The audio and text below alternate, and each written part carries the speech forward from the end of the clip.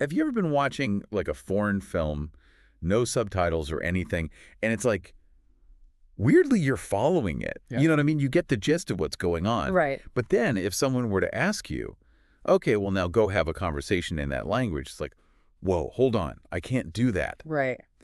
And I think a lot of us have had that experience. And so that's what we're diving into today.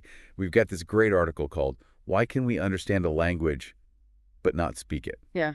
And I'm really interested to like see what it has to say. Yeah. Yeah, me too. Because I feel like I've definitely encountered this before. Yeah, I've run into this a lot with my students. Really? Yeah, they say, oh, I can watch a movie and I can get the gist of what's going on, but if you ask me to say something back, it's impossible.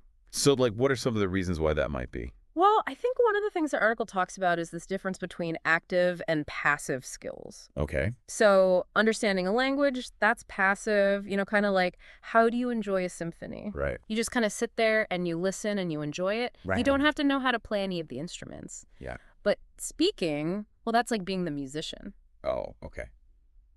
You got to be actively producing something, That makes sense. Yeah. And the way that our brains process those two things, understanding versus speaking, is totally different. Oh, wow. So all that time, like, growing up, hearing a language, like in your household or whatever, that's like good, but it's only like step one. Well, think of it like this. Years of listening is like input. Okay. Speaking is output. Oh. You're pulling words from memory, you're constructing sentences. It's a whole different workout for your brain. So what's actually going on in the brain when that happens? Like, are there certain parts of the brain that are lighting up when we're understanding versus when we're speaking? I know the article mentioned this. Yeah, so it's kind of like our brains have these specialized departments. Right. One for language comprehension and another one for speech production. Like two different offices. Exactly. Okay. If you're great at understanding, your language comprehension center is firing on all cylinders. Oh, wow.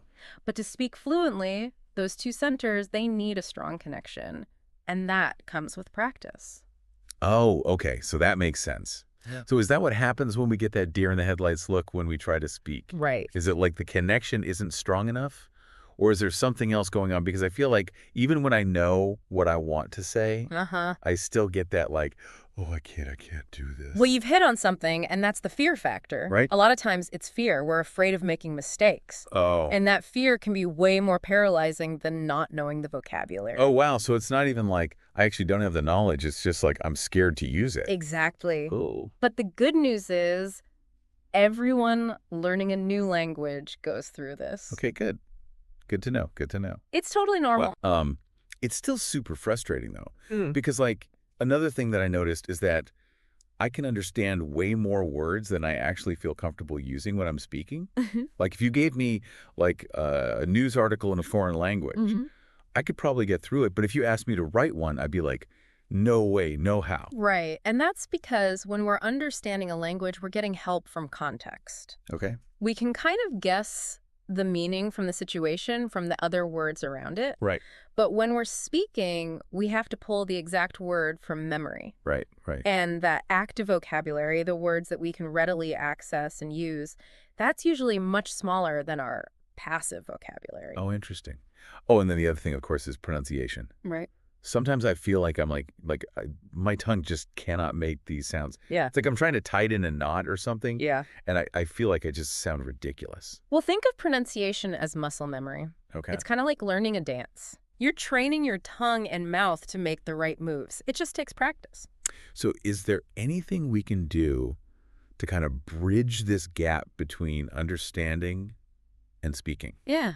Because it sounds like they're very separate skills. Absolutely. And the article mentions some great strategies. One that I always recommend to my students is finding a language partner. Oh, okay. Someone you can practice with regularly. Yeah, have conversations with. Exactly. Get over that fear. Yeah, and it doesn't even have to be someone in person. Right. There's so many online resources now where you can connect with people all over the world. That's true. That's true. Yeah. I know the article also mentioned something called shadowing. Right. And I thought that was interesting because that almost sounds fun. It is fun. Yeah. It's basically like you're trying to mimic a native speaker, kind of like you're dubbing a movie. Yeah. And apparently it can be really effective in terms of like helping with pronunciation and getting the rhythm of the language. Absolutely. It helps you internalize the sounds and the intonation. And another game changer is thinking in the target language Oh, okay. instead of translating in your head. Stop doing the translating in your head. Okay, got it. Got it. It's like switching from clunky tools to a high-powered machine. Everything just flows better when you think directly in the language. Oh, okay. So what have we learned here? Mm-hmm. I feel like just realizing why we have this like block when it comes to speaking, even when we understand, that's kind of encouraging, right? Yeah. Because it's not that we're bad at languages. Right. It's just that there's this skill gap that we haven't bridged yet. Exactly. And the great thing is, it is bridgeable. We could do it. Absolutely. Possible. And here's something to think about as you continue your language journey. Okay. The next time you encounter that language, listen to your thoughts. Are you translating in your head? Oh, okay. Or are you starting to think in that language? It's a small shift, but it can make a huge difference. Yeah, that's a great point. I like that. Good luck with your language learning. Thank you. Yeah, you too.